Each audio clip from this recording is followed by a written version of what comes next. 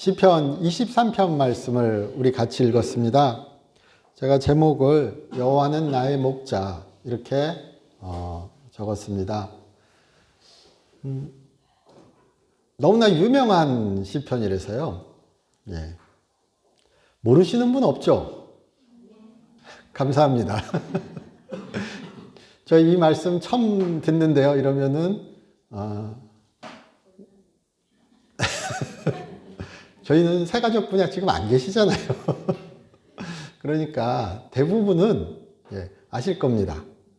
혹은 또 들어보기도 하셨을 것입니다. 여호와는 나의 목자시니 내게 부족함이 없으리로다. 그가 나를 푸른 초장, 감사합니다. 호응이 있어야죠. 그렇죠. 그가 나를 푸른 초장에, 초장이 아니죠. 제가 오래전부터 믿었다는 것을 이렇게 증명하는 거죠. 푸른 풀밭에 누이시며 쉴만한 물가로 왜 계속 안 하세요? 저희 한번 여호와는 나의 목자시니 고백이죠. 우리가 이렇게 보시면은 다윗이 지었다. 우리 이렇게 교회 전통에서 우리 이야기하고요.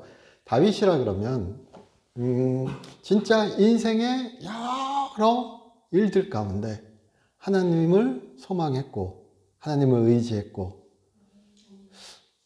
실수도 있었고 또 어떻게 보면 고난도 있었고 회개도 있었고 회복도 있었고 참 그 다윗만큼 상당히 사랑받고 또는 이야기되는 사람 그렇게 성경에 많지 않습니다.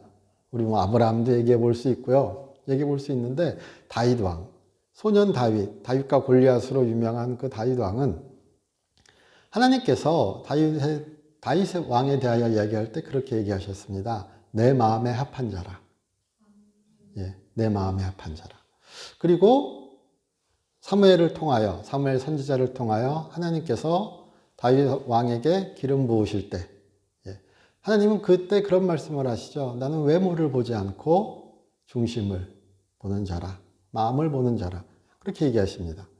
그래서 우리 그런 말씀 가운데 한번 생각해 본다면은 다윗 왕의 가장 큰 장점, 가장 어떻게 보면은 우리가 갖고 가야 할 이야기 그러면 하나님을 신뢰하는 것.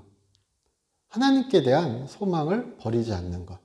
그가 나를 지키시고 그가 나를 인도하시고 내 삶은 내 평생은 그와 함께하는 길이라는 것에 대한 확신 그리고 그것을 삶으로 살아낸 그런 그의 인생 우리 또 한번 생각해 볼 수 있을 것입니다. 여호와는 나의 목자시니 그럴 때도요. 다윗 왕이 이 시편을 한번 상상해 보는 거죠. 저는 주로 그렇게 이야기합니다. 아마도 다윗 왕이 이 시편을 지을 때는 나이 한참 들어서 진짜 인생의 여러 일들을 다 겪고 어떻게 보면 자신의 삶이 이건 상상입니다. 많이 남지 않았음을 그가 알았을 때 그가 이 시편을 지었을 수도 있다 이렇게 생각해 보기도 합니다. 그러면은 그가 평생을 돌아볼 때 그는 여호와는 나의 목자셨고 나는 그의 양이었고 그는 내 평생을 진짜 나를 인도하시고 지켜주셨다는 그의 어떤 체험이 그리고 그 이야기를 들려주고 싶은 그의 마음이 하나님께서 그렇게 그를 사용하셔서 우리에게 이 시편 성경으로 남아있는 것이 아닐까 싶기도 합니다. 우리에게도 그렇게 여호와는 나의 목자시니 이렇게 고백할 수 있는 그런 믿음이 그냥 이만큼 계시기를 주님의 이름으로 축원합니다. 여호와는 나의 목자시니 저희가 양을 안 키우기 때문에 목자에 대한 무게감이 잘 안 느껴집니다. 솔직히 내가 양이 아닌데 그럼 우리 뭐가 좋을까요? 멘토? 너무 약하죠? 반응을 좀 하세요. 멘토? 여호와는 나의 멘토시니? 이상하죠? 참 어색하죠? 여호와는 나의 선생이시니 어색하죠. 참 신기합니다. 목자 이러면은 제가 교회에 오래 있어서 그런지 상당히 우리의 삶과 솔직히 실질적인 그 관계가 없는 용어고요. 예, 교회에서 물론 그렇게 양을 인도하시는 목자의 이미지를 우리가 사용하기에 상당히 친숙한 단어로 들려지지만 목자 그러면 솔직히 우리의 삶과는 거리가 있는 용어입니다. 여기 이 시편에서도요, 우리가 이걸 목자라고 번역하기도 하고요. 그 뜻을 좀 풀이하면은, 단어의 뜻을 풀이하면은, 우리가 동사를 명사로 사용한다 그러죠. 그런 경우가 있습니다. 동사를, 동명사처럼요. 예. 문법 시간입니다. 동명사처럼. 그렇게 얘기할 때, 이 목자는 또 그렇게 풀이하면은 먹이는 자입니다. 예, 먹이시는 자. 그러니까, 여호와는 나의 목자시니, 우리가 이렇게 멋지게 번역할 수도 있고요. 그것을 좀 쉽게 혹은 좀 개인적으로 번역해 본다면 여호와는 나를 먹이시는 자입니다. 먹이시는 자라 그럴 때 여호와는 나를 먹이시는 분이십니다. 그렇게 얘기할 때 그가 나에게 공급하시는 것은 무엇일까 한번 생각해 보신다면 가장 기본적으로 우리 교회에서 이야기되는 것은 여호와의 말씀이겠죠. 우리가 놓치지 말아야 될 그런 그가 나에게 먹이시는 것, 그리고 다윗에게 그렇게 행하셨던 것, 그렇게 생각해 보신다면, 또 성경의 인물들에 대하여 생각해 보신다면 여호와의 말씀, 하나님께서 그렇게 사람을 통하여 또 이렇게 기록된 성경의 말씀을 통하여 그가 그렇게 인도하셨던 그런 여호와의 진리가 진리로 나를 먹이시고 자라게 하시고 또 나를 인도하셨다. 이런 고백을 분명히 다윗이 할 수 있고요. 우리 또한 할 수 있을 것이죠. 나를 먹이시는 자 그럴 때, 우리에게 지금 우리 교회에서, 우리 현대교회에서 한번 생각해 보신다면 그 첫 번째 의미로 우리가 갖고 가야 될 것은 말씀으로 먹여지는 것. 영적으로, 영으로 공급받는 것. 영의 진리가 성령께서 역사하시는 그 말씀의 그 진리가 우리에게 끊임없이 공급되는 것. 그 복이 우리 가운데 충만히 임하시기를 주님의 이름으로 축복합니다. 그래서 나를 먹이시는 자. 그럼 또 우리가 또 한번 생각해 볼 수 있습니다. 물론 상징이고, 성경에서 히브리어에서는 그러니까 구약 성경의 이미지에서, 심상에서 우리는 영혼, 육체 이렇게 분리돼서 생각하는 게 참 쉽습니다. 영은 영이고 육은 육이고. 그래서 이런 좀 과한 이분법적 생각을 가질 경우가 많이 있는데 성경에서는 영과 육을 하나로 봅니다. 이거는 분리될 수 없어요. 그러니까 구별할 수는 있으나 영은 영이고 육은 육이라서 육은 더 심하게 얘기하면 육은 죄 짓는 것이고 영은 선하고 이것도 당연히 아니고요. 영과 육은 하나이기에 의미 있습니다.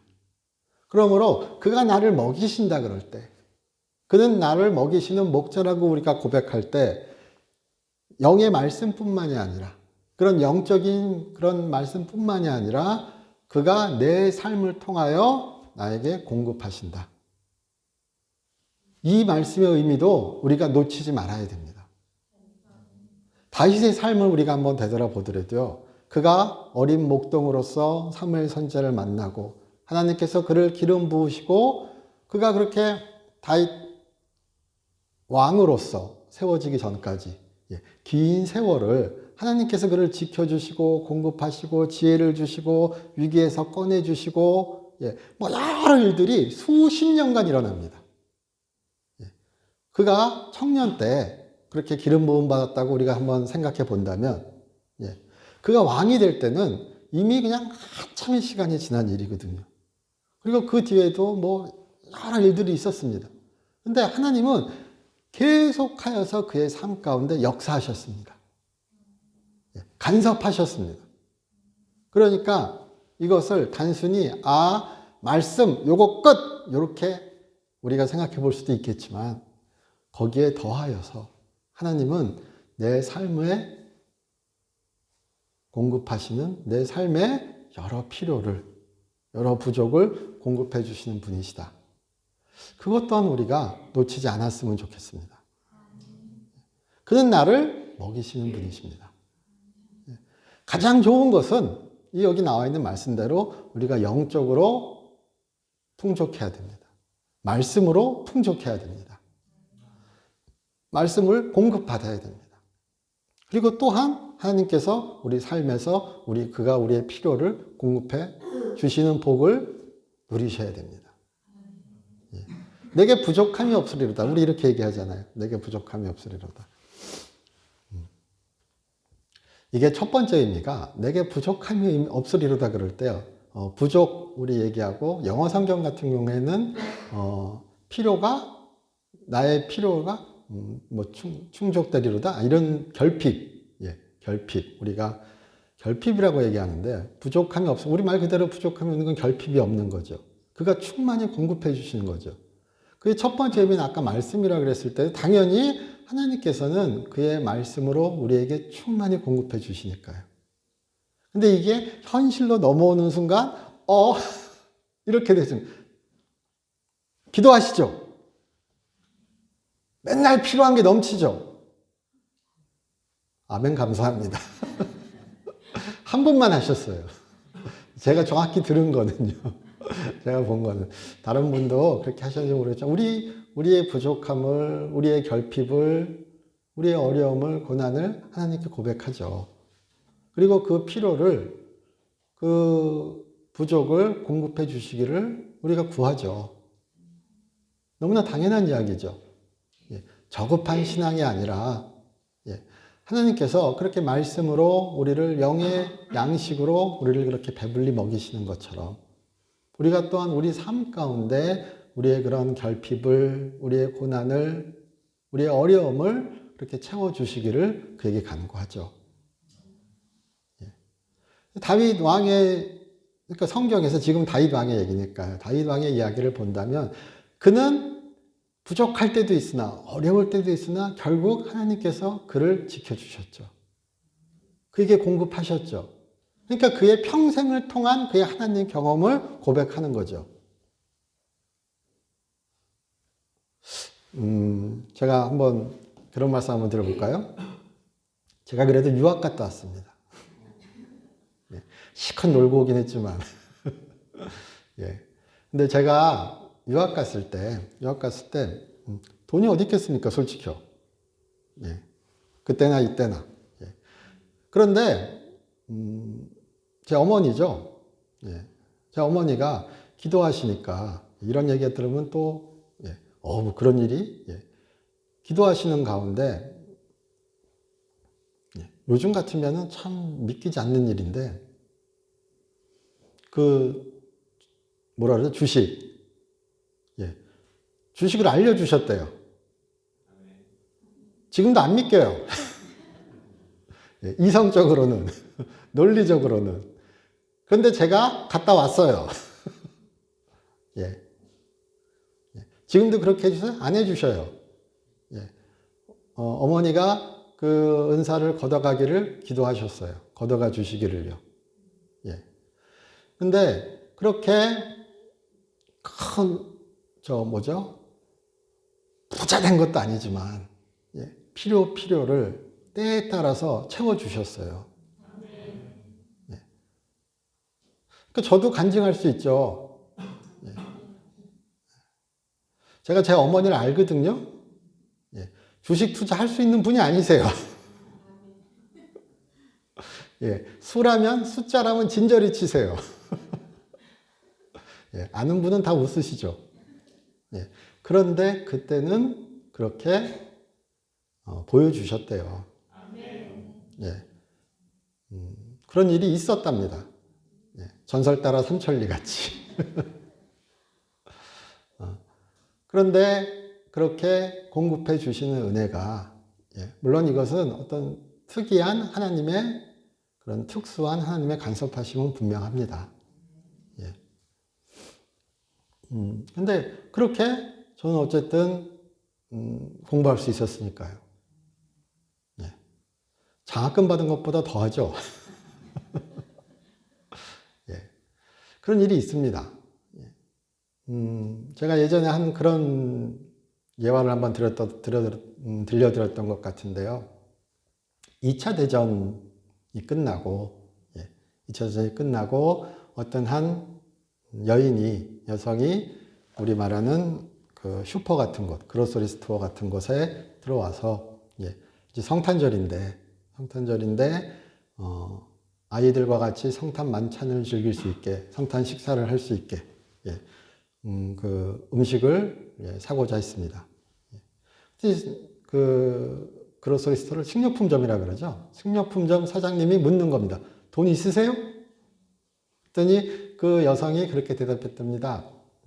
남편이 전쟁에 참가해서 전쟁에서 죽었고 지금은 돈이 없습니다. 그럼 뭘 나한테 주려고요? 그랬더니 저에게 있는 건 기도밖에 없습니다. 기도밖에 없습니다. 제가 드릴 건 기도뿐이 없습니다. 사장이 어떻게 하겠어요? 피식 웃죠? 열받죠? 돈 달라고 기도가 아니라 그런 거죠. 정당한 교환이 아닌 거죠. 그래서 사장이 피식 웃으면서 어떻게 보면요. 비웃으면서 그래 그러면은 한번 당신의 기도의 무게를 재봅시다. 그리고 우리 저울이라 그러죠. 천칭 저울에다가 추 대신 그 여성이 적어놓은 그 기도문. 너 기도 어딨냐고 그랬더니 자기가 기도 적어놓은 게 있다. 마침 전날 자기 아이가 아파서 병간호를 하면서 내가 이렇게 기도문을 적었다. 그래 그럼 그거 갖고 와라. 당신의 기도의 무게를 한번 재보자. 그리고 저울 위에 그 기도를 적어놓은 종이 쪽지를 올려놓습니다. 그리고 빵을 갖고 와서 이렇게 싹 올려놓습니다. 저울이 안 내려가요. 뭐 그럼 고기도 갖고 오고 뭐 다 갖고 왔겠죠. 점점 안 내려가죠. 이상한 일이죠. 사장님이 그 현상을 보고 후회 가운데 혹은 신기한 가운데 그래도 착한 분인가 봐요. 갖고 가라 그랬대요. 갖고 가라 그랬답니다. 여성은 아마 그 사장에게 축복의 말을 해줬겠죠. 또 하나님을 찬양했겠죠. 그리고 그 여성이 가고 사장이 이렇게 쓱 보니까 그 쪽지에 그런 말이 적혀 있답니다. 우리 주기도문 유명하죠. 일용할 양식을 우리에게 주옵시고. 그리고 나중에 사장이 보니까 보니까 엄청 신기하잖아요. 보니까 저울이 고장 났더래요.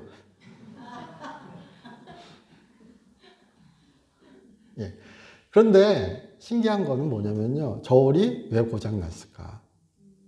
내가 왜 저울이 고장 난 걸 몰랐을까? 저울이 고장 났다 그래도요. 얼마나 든든히 고장 나야 그게 안 될까? 그리고 왜 그 여성은 딱 그때 왔을까? 물론 되게 특수한 케이스죠.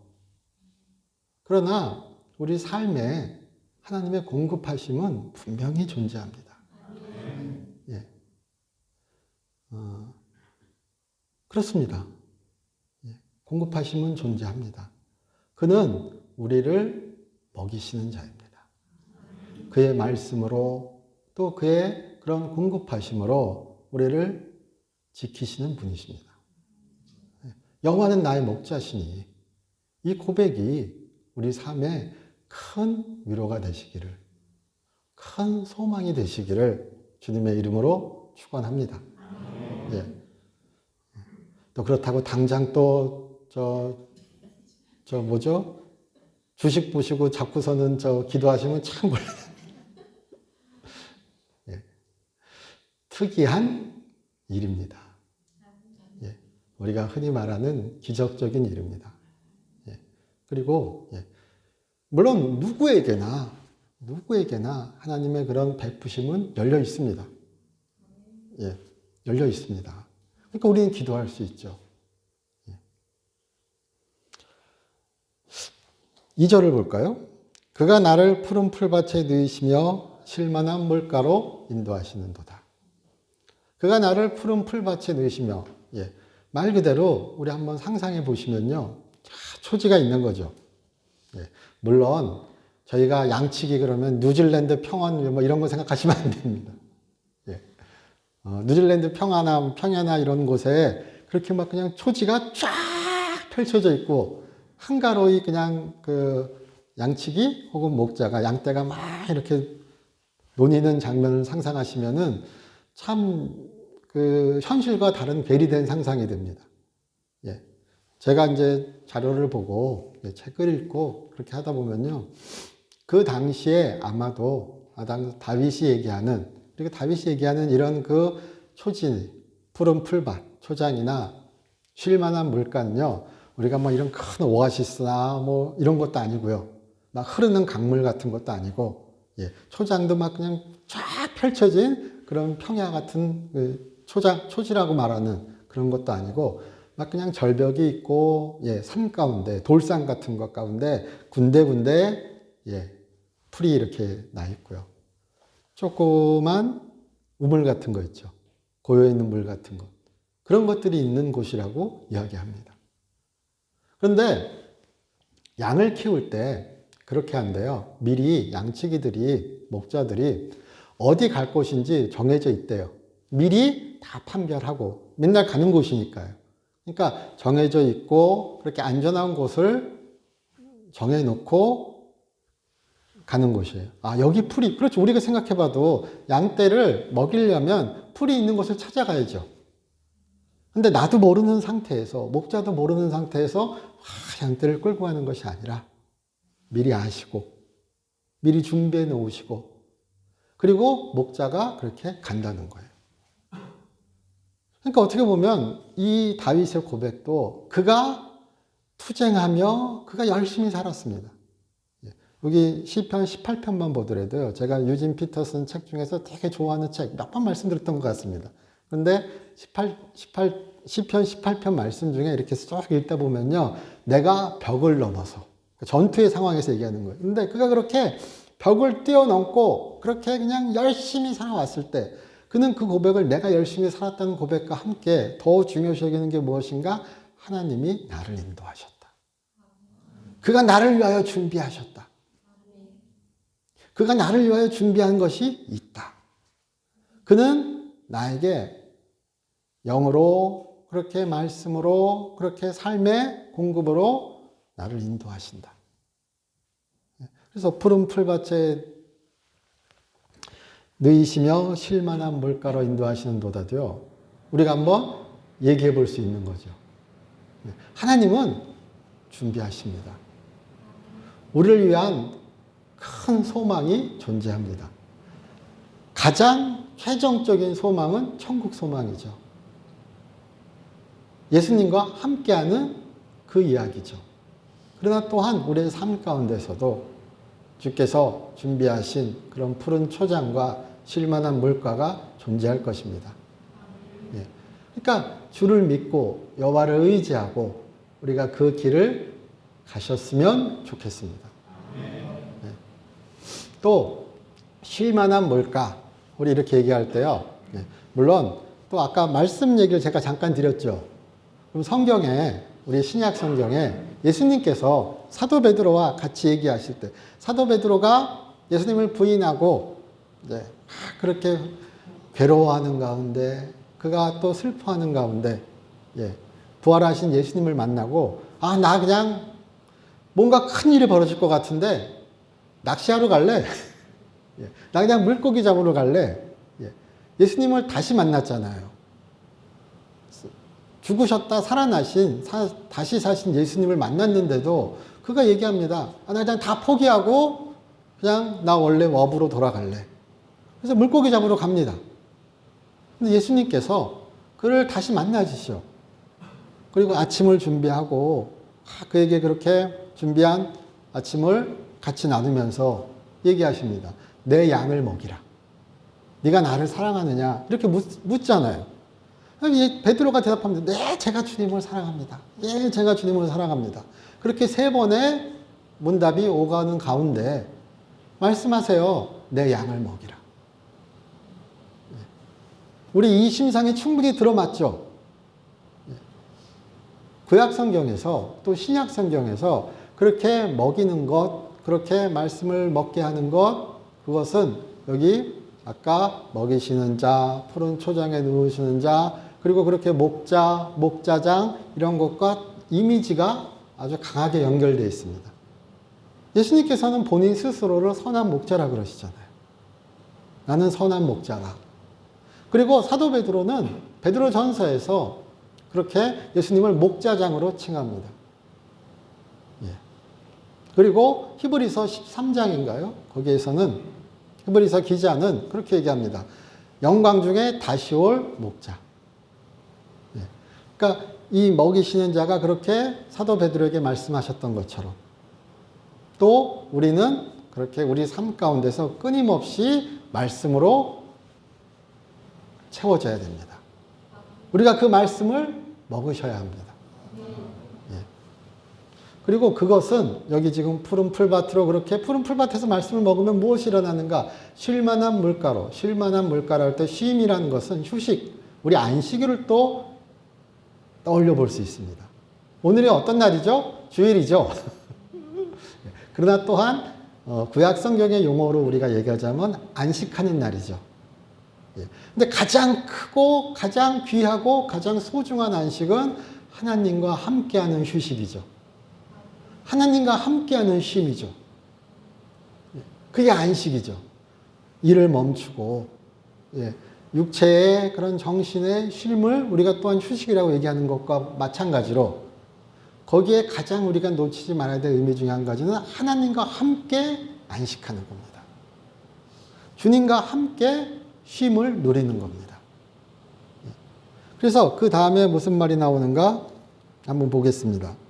3절이죠. 내 영혼을 소생시키고 자기 이름을 위하여 의의 길로 인도하시는도다. 내 영혼을 소생시키시고. 아까 우리 말씀으로 한번 생각해 보시면요. 말씀을 공급하시죠. 그리고 나에게 쉼을 허락하시죠. 주와 함께. 그럼 무슨 일이 일어나는가? 내 영혼이 소생됩니다. 내 영이 살아납니다. 내 영이 회복됩니다. 내 영혼을 소생시키시고 그럴 때요. 여기 소생이란 히브리어 단어가 슈브라고 얘기합니다. 슈브. 근데 이 슈브는 우리 성경에서 그러니까 지금 이렇게 소생되다, 살아나다, 돌아오다, 회복되다 이런 여러 가지 뜻으로 사용되는 단어가 슈브입니다. 우리 회개 있죠. 돌아옴. 이것도 슈브예요. 구약 성경에서 우리가 돌아오다, 여호와께 돌아오라 이렇게 얘기할 때 슈브라고 사용해요. 슈브란 동사를요. 그런 것처럼 내 영혼을 살리시고 내 영혼을 회복시키시고 다 되죠.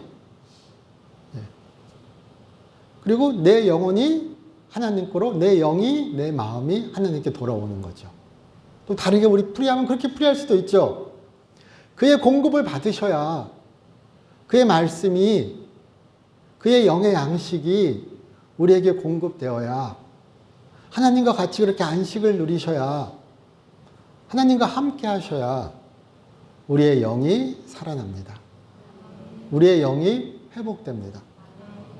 그래서 기도 가운데 묵상 가운데 가장 또 우리에게 놓치지 말아야 될 것 한 가지는 저는 예배라고 생각합니다.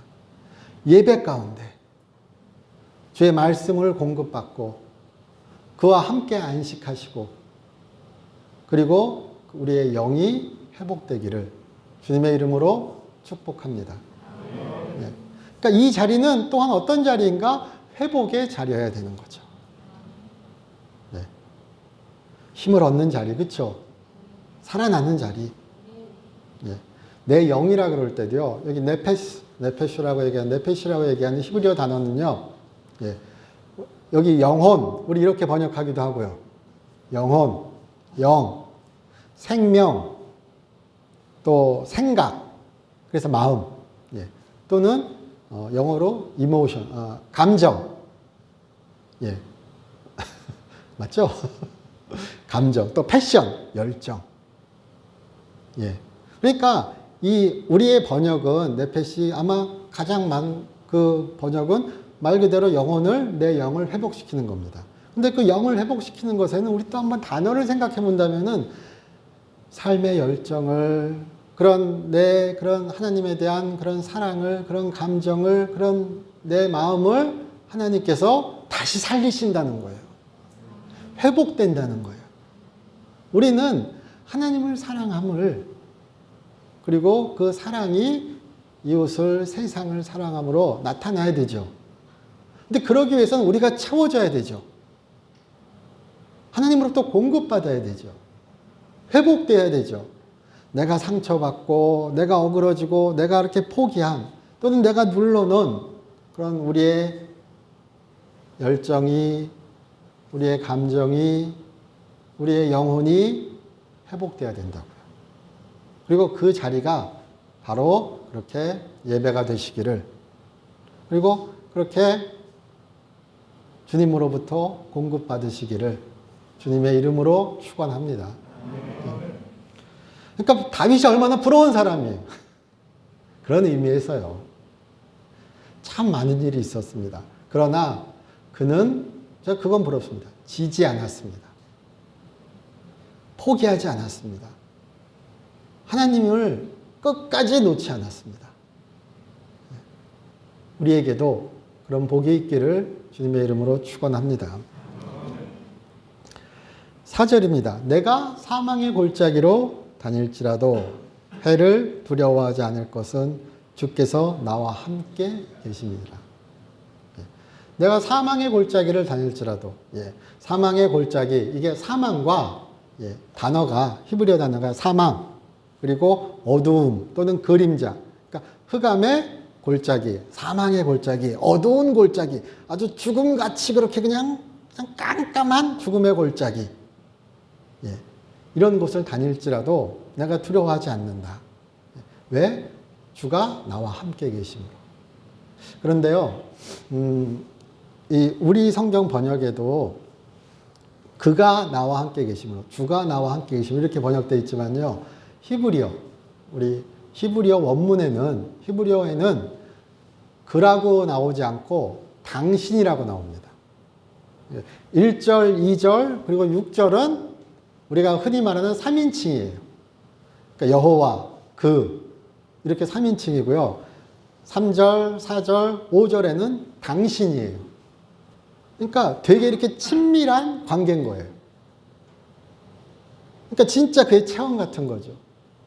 하나님께서 나를 그렇게 하실 것을 그렇게 만약 얘기했다면 4절 같은 경우에 뭐라고요? 당신께서 나와 함께 계십니다.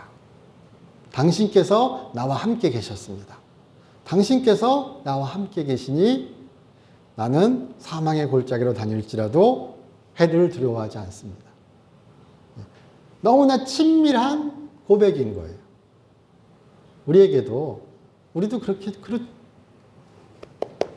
기도 시간이 그런 고백 시간이 가득하시기를 소원합니다. 멀리 계신 하나님이 아니라 멀리 계신 예수님이 아니라 예수님 거기에서 나를 이렇게 보시고 그것이 아니라 당신께서 마치 대화하듯이 마치 그가 내 앞에 계신 것처럼 당신께서 나를 지키십니다. 당신께서 나와 함께 하십니다. 그러므로 이 흑암의 골짜기는 나에게 두려움이 되지 않습니다. 왜냐고요? 당신이 나를 의의 길로 인도하실 테니까요. 하나님이 인도하시는 길이죠. 아까 목자가 미리 장소를 알아두고 간다 그랬죠. 그런 것처럼 의의 길, 이 길을 얘기할 때는 우리가 아주 최종적인 의의 길은 결국 우리 몸이 부활하여 주와 함께하는 것이죠.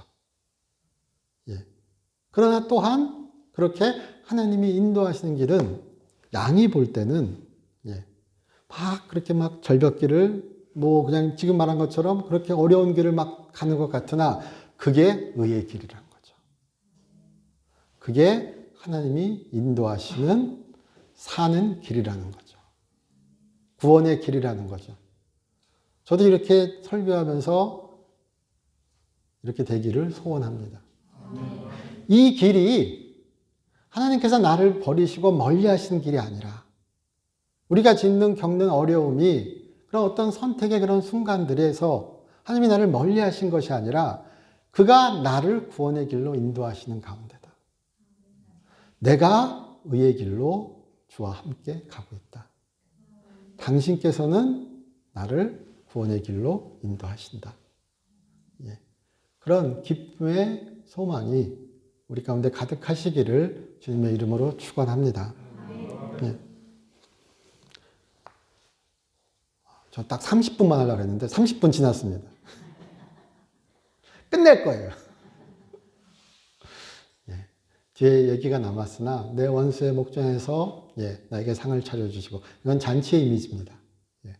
하나님의 천국 잔치처럼 어떻게 보면 원수 앞에 있을지라도 그가 내 머리에 기름을 부으시고 바르시고 그렇게 귀한 손님을 대하듯 잔치 가운데 그렇게 귀한 손님을 대하듯 원수 앞에서 나에게 그렇게 잔치를 벌여주시고 상을 차려주시고 저 같은 경우에는 그래 상봉아 먹어라 이러는 거죠. 내가 이렇게 막 잔도 그냥 이만큼 버줄게. 네 잔에 넘치게 버줄게.